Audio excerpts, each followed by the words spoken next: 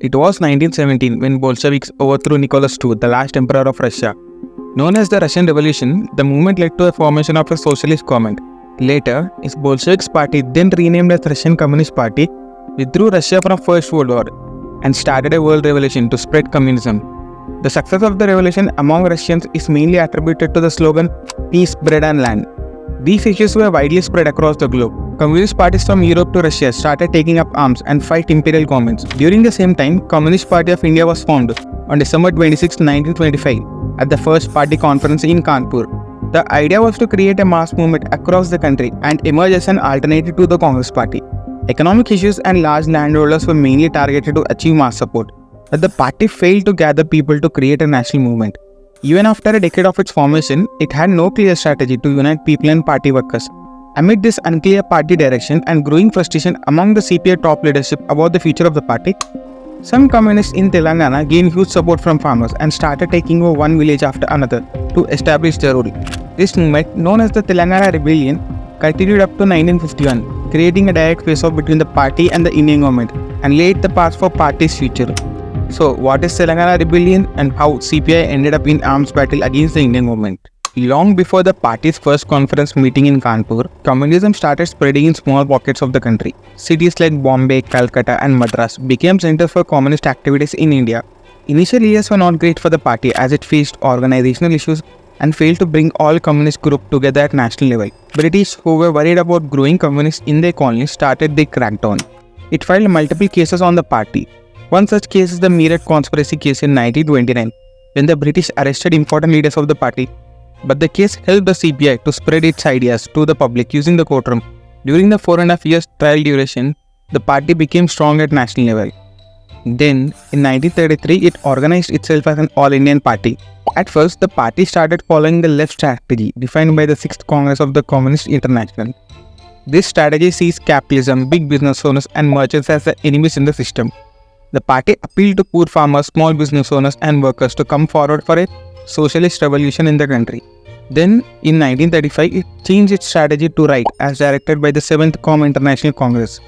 Now, the party's enemies are colonizers and large landholders who kept small farmers as their slaves. But this strategy was also not followed for long. The party kept switching between the left and the right strategy and changed its main enemies multiple times. Amid this chaos, frustration started to grow among the party leaders as it's failing to unite people. During this time, Telangana-based communists became leader of a rebellion movement against the landlords and Nizam. Nizam formed a Hyderabad state covering 2.15 lakh square kilometers with some parts of present Maharashtra and Karnataka. Nizam acted as a vassal state of the British Empire. The state followed a cruel feudal system where the majority of the land was controlled by few people. Nizam controlled 60% of the land area of the state, 30% was under the control of Jagirs and 10% was Nizam's personal estate. It used revenue systems Sarfe Kasa and Diwani to collect taxes for the land. Yearly around 20 million was collected, which was used by the Nizam family for its private expenditures, while the agricultural laborers and farmers who paid those taxes for using the lands were treated as slaves and had no rights. In the Jagir areas, the situation was even worse. They appointed their own revenue officers to impose and collect taxes. They created their own police, civil and criminal systems. Using this, they collected 10 times more. Not only tax collections, the Jagirs' greed for land grew heavily during 1900s. They forcefully occupied land given to small farmers by Nizam. High tax rates or unfair crop methods were used to torture farmers to pass the land ownership to them. In some cases, the land ownership was changed without farmers' knowledge. Besides, waiting system was widely common in villages, where landholders used low-class people as slaves in their homes. Due to such dehumanizing practices, people became complete slaves. Frustrated farmers and workers started to revolt. Direct confrontation between the landlords and the villagers grew in the 1940s. This is when Communist Party members in the state became organized and started getting involved in the struggle. In Nizam's autocratic rule system, firmans were issued to run the administration. Landlords and corrupt state officials ignored these firmans. Initially, Communist Party, also known as Sangam in Telangana villages, started its agitation on implementing these firmans and won people's trust. Then the party put demands of abolishing the VT system, Jagir system, stop illegal tax collection, give pata rights of the lands to people and a proper government system. People in villages started to rally behind the Sangam leaders in support. They started putting red flags in their fields. Landlords started using tactics like gundas, police system, filing cases to fear people and Sangam members. But the villagers, along with Sangam, started putting their lives at risk in fighting against these tactics. With lattes in hand and shouting slogans, pushed back gundas and set fire to zamindar homes, many of them ran away. These heroic stories started spreading across villages. People from one village started marching to neighboring villages, singing slogans, then conducted joint public meetings in front of landlord homes and posed red flags. The party founded Telangana Prajanatya Mandali to use folk art forms to spread the fight. Members of the groups were trained and sent in squad to districts to perform art forms such as Pittal Dora and Fakir. Amid this movement, Nizam started facing difficulties in collecting taxes as the officers were banned from entering villages. Nizam then started sending its army and police to arrest leaders and villagers taking part in the movement, while the Jagis started to increase the use of guns. But Sangam and its followers were not properly trained, nor had any arms with them. As the movement started to fall apart, the party decided to take up arms and a new revolution started. In areas where the party was facing direct attacks by country-made guns, the party trained its own squad to put up the fight. These trained personnel confronted the military and gundas, while people with stones, red chili and powder stood with them. But the party strength is no match to the military. Day and night raids continued. Members of the Sangam were targeted and forced to resign from the movement. Amid this, many landlords who left the villages started to return.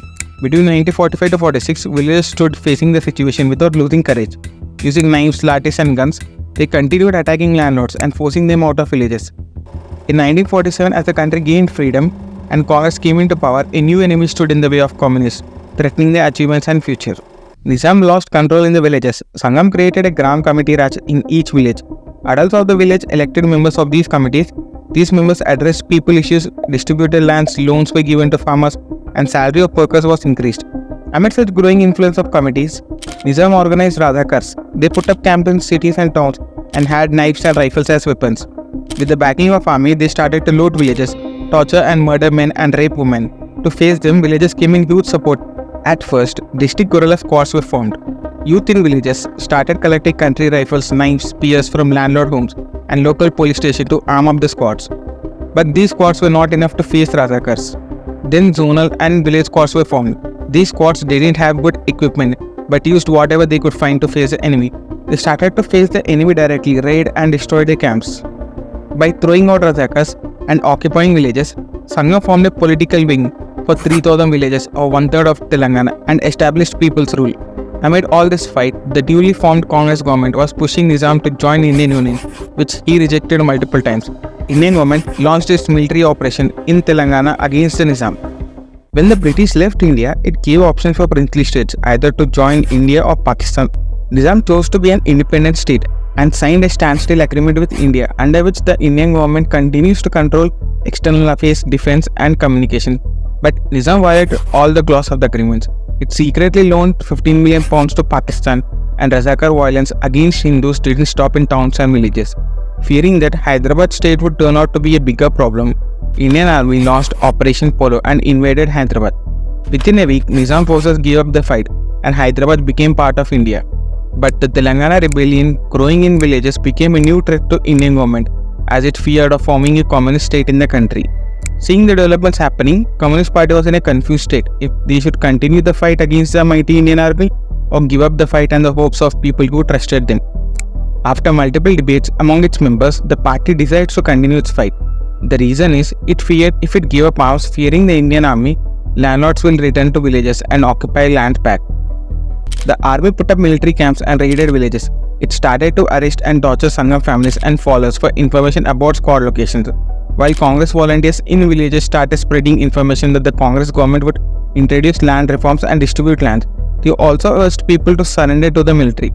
Cracks began to appear in the squads due to lack of discipline from zonal to the regional level, and some believed the new government will end land oppression.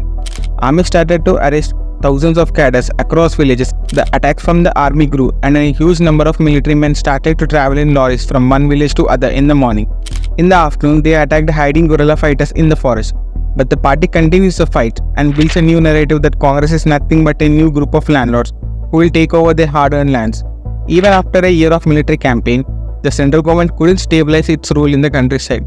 The squads lived on limited food and in extreme difficult conditions. Eventually, with the growing number of army personnel in the state and attacks, Communist Party decided to give up arms and enter parliamentary system to continue the fight. The Telangana movement was called off in 1951.